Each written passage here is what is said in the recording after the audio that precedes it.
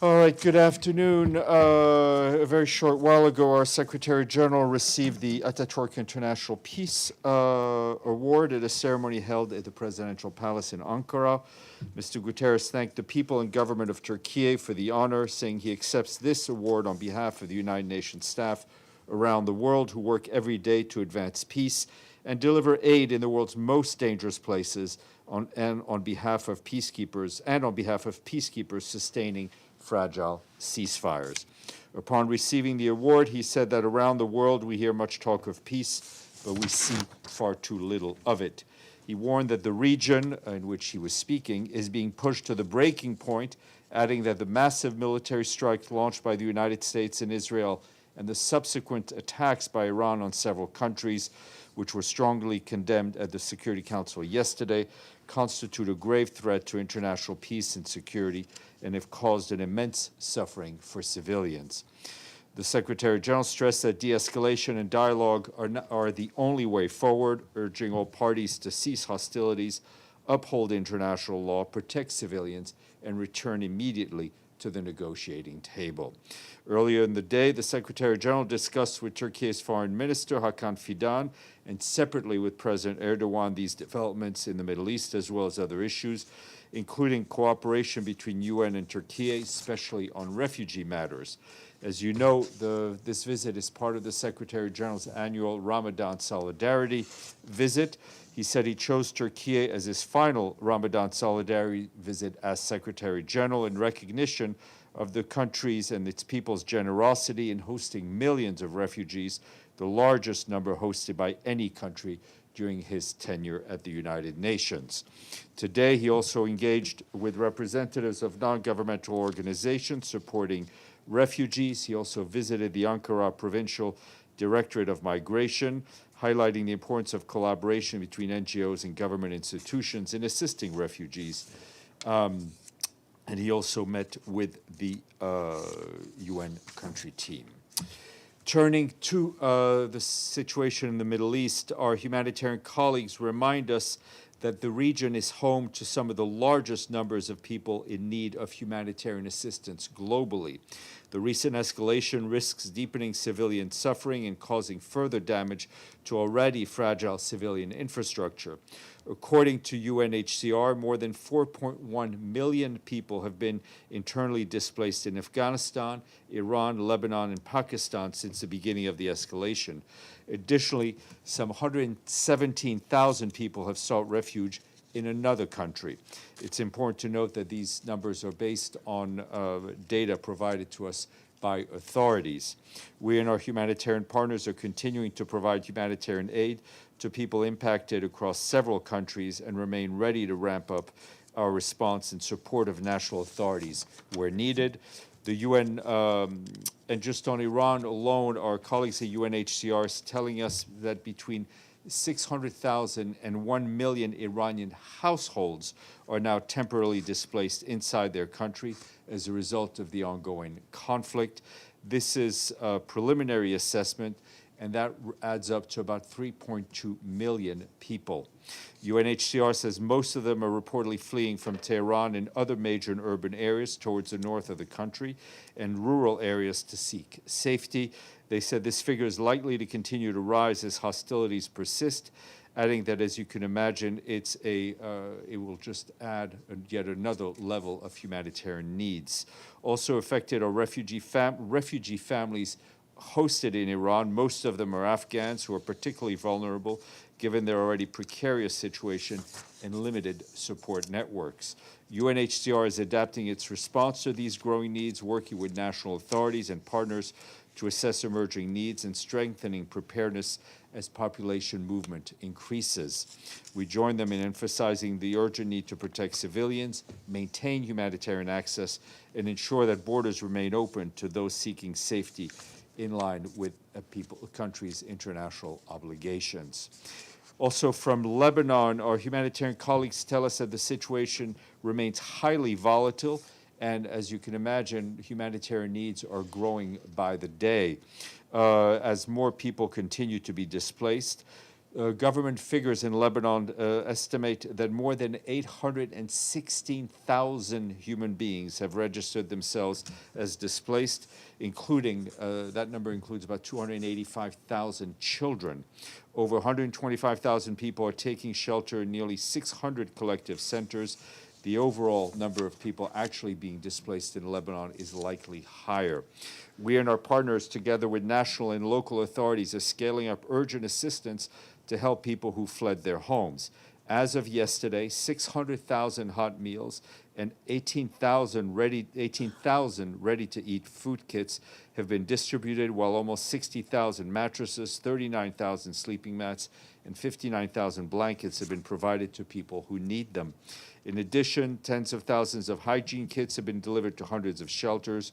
More than 330,000 liters of bottled water have been provided, while over 130,000 liters of fuel have been supplied to sustain water services for more than 410,000 people.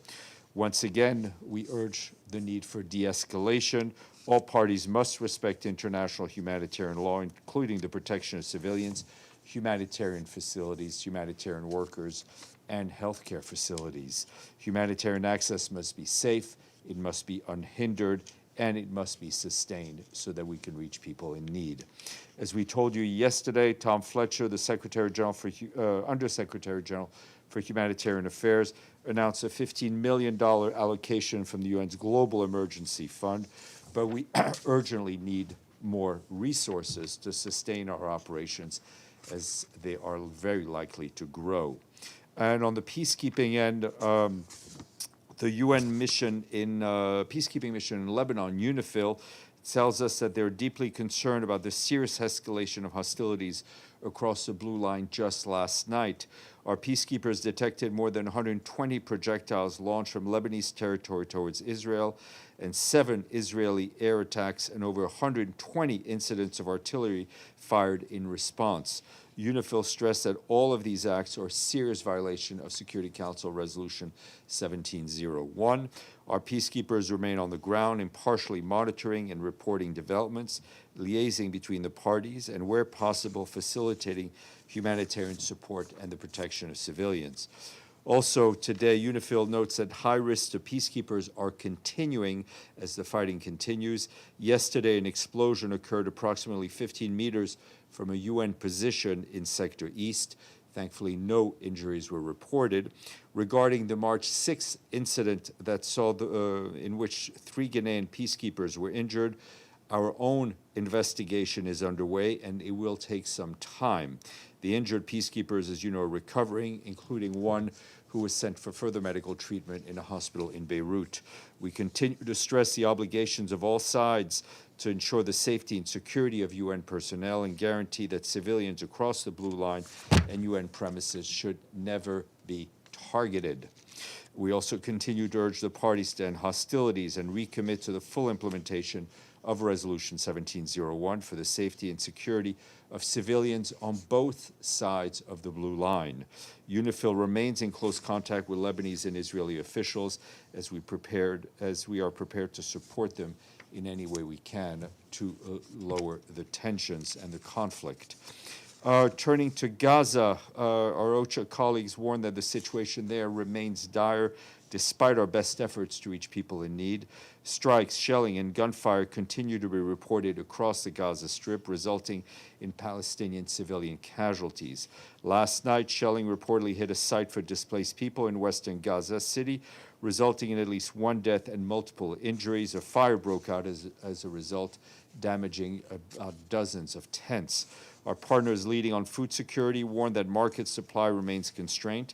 That impacts the availability of price of fresh vegetables, firewood, cooking gas, particularly during Ramadan, when families strive to cook more elaborate meals. Some of our partners have been forced to change what hot meals they provide at community kitchens, and others have had to pause fresh produce distributions due to shortages and high prices. So far this month, about 400,000 people have received food rations, which had to be reduced by half in February because many trucks were turned back at the Karim Shalom Karim Abu Salam crossing as teams attempted to replenish stocks. As a reminder, access for food depends not just on humanitarian assistance, but also on access to commercial goods being brought into Gaza. Explosive ordnance also continue to put communities across Gaza at risk. Our partners working on mine action conducted over 120 explosive hazard assessments in the past week in support of debris management activities. Fortunately, no incidents involving unexploded ordnances have been reported this week. Meanwhile, and just as a note, we will have some of our colleagues from the UN Mine Action brief you next week as part of the Mine Action Week.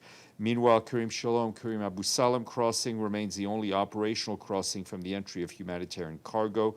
We're advocating with the authorities to reopen additional crossings to ease the bottleneck at that one crossing. All crossings must be open to allow people to move voluntarily, including medical evacuation and people seeking to return to Gaza.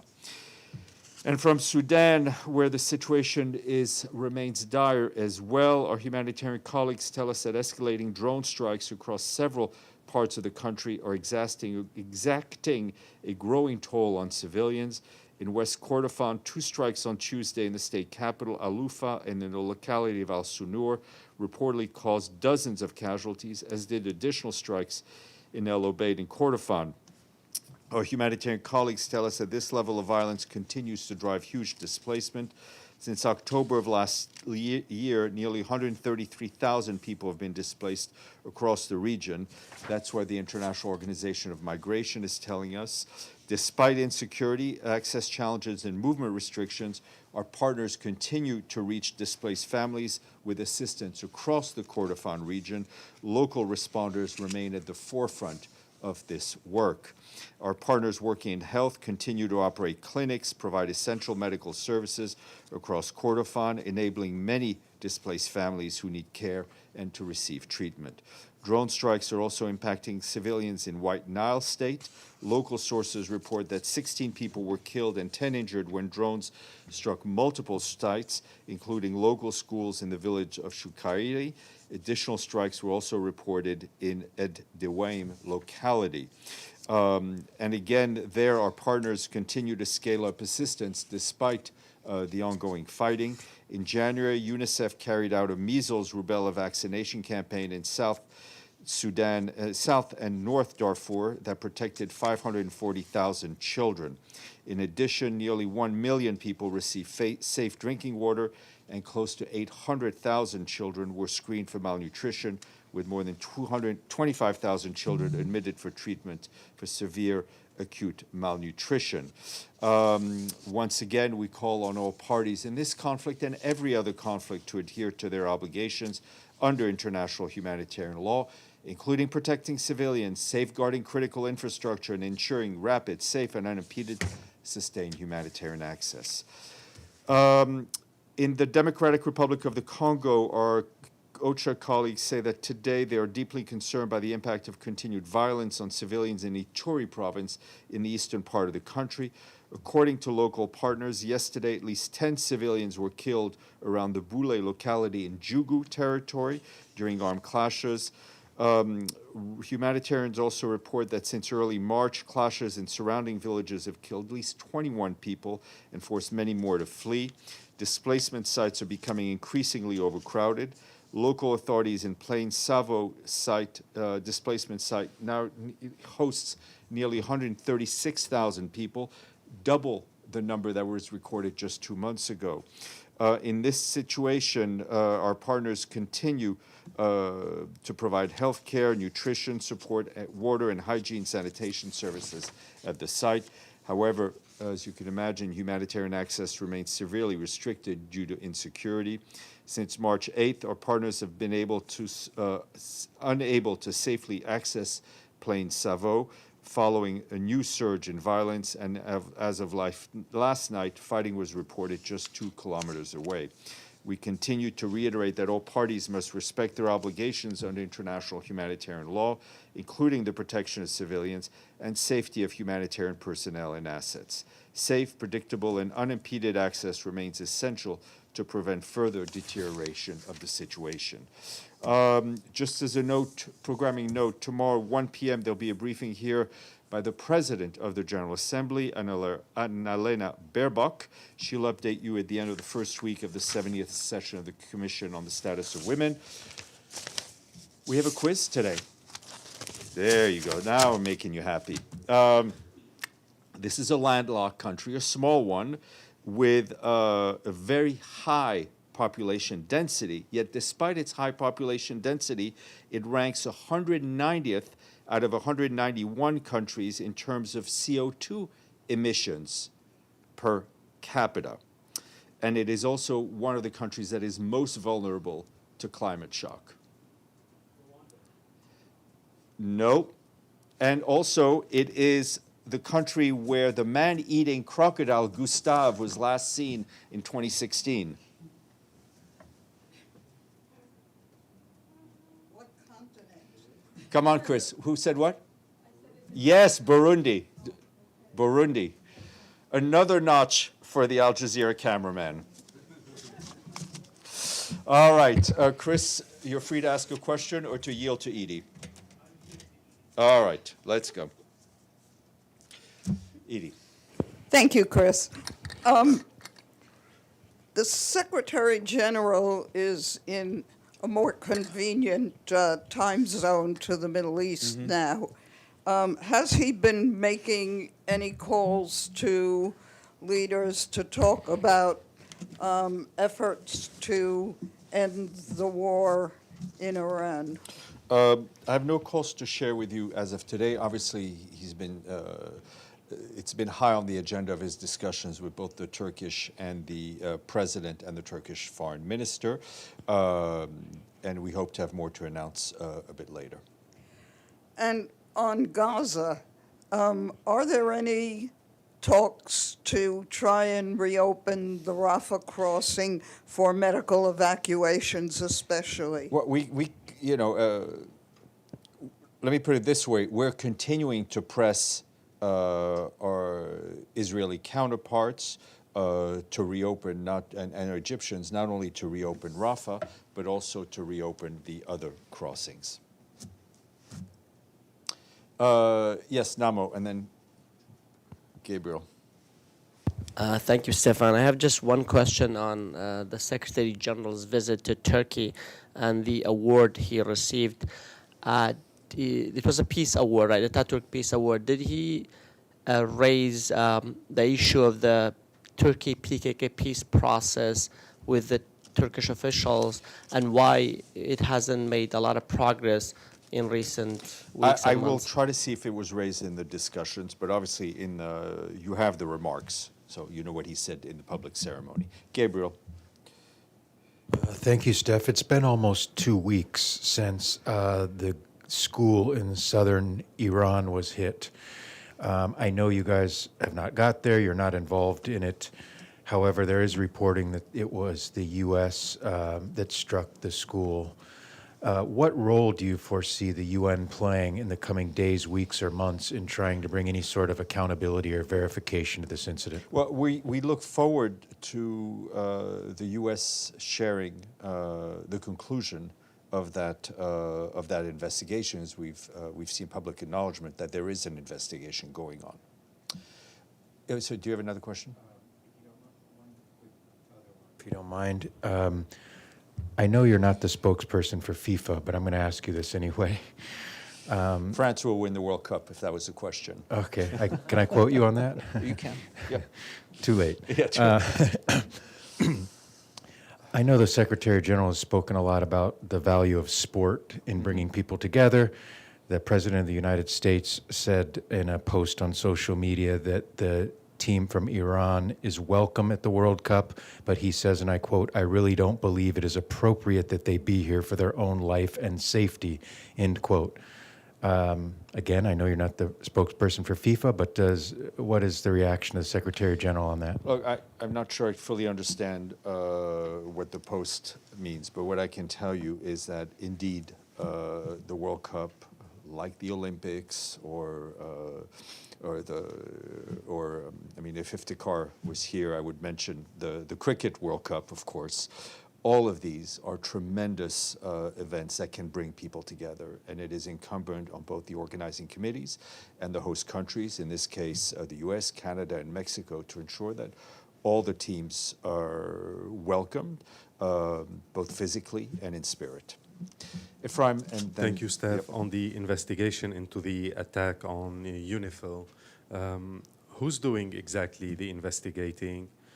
How long do you think it's going to take, and will the results be shared with us? Because judging from the past, never any result was ever shared with us. It's hard to put an end date to an investigation. They have to look at the site, look at all the forensics in the midst of what is an active conflict zone. So, I mean, even if this was not if this was a one-off incident and there was calm along the blue line, it would take some time. But as we've said, there continues to be exchanges of fire, and I do hope that we will have information to share with you. Georgia, and then Dulcie, sorry. Thank you, Stéphane. It has been reported in Cyprus that the Secretary General is going to meet the President Christodoulidis next Thursday in Brussels. Is that confirmed? Nothing is confirmed on our end until it is confirmed from here, and we do expect to share further travel with you soon. Dulcie. Did you say when the Secretary General is leaving Turkey to come back to New York, if that's the case? I have not said, and I've not told you that, and I will be sharing further travel soon.